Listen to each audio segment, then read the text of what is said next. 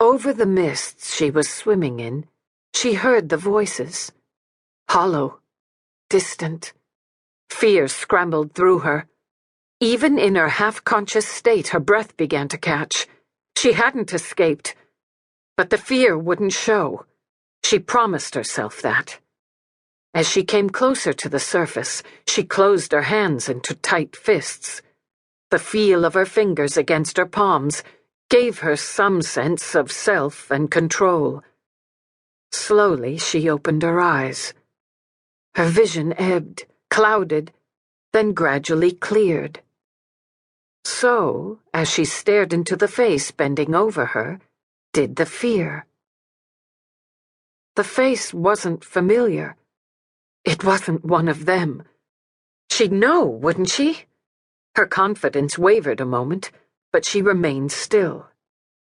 This face was round and pleasant, with a trim, curling white beard that contrasted with the smooth, bald head.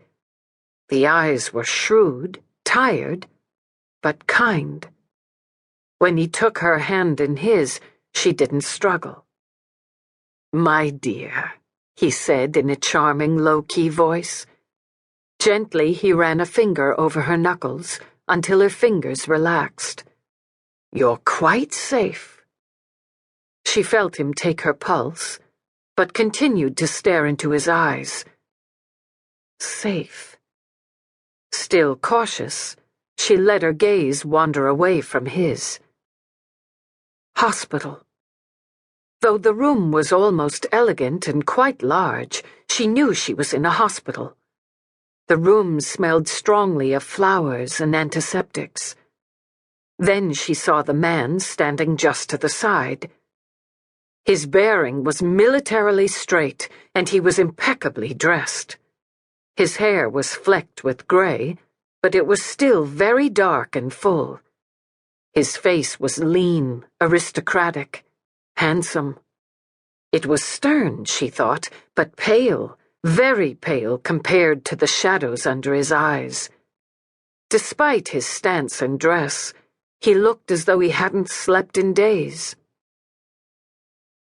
"Darling." His voice shook as he reached down to take her free hand.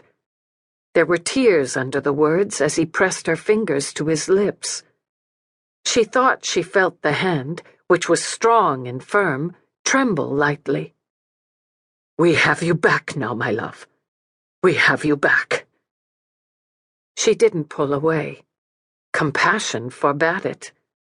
With her hand lying limply in his, she studied his face a second time. "Who are you?" The man's head jerked up. His damp eyes stared into hers. "Who? You're very weak." Gently, the doctor cut him off and drew her attention away.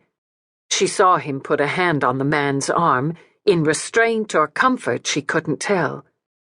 "You've been through a great deal. Confusion's natural at first." Lying flat on her back, she watched the doctor send signals to the other man. A raw sickness began to roll inside her stomach. She was warm and dry, she realized. Warm and dry and empty.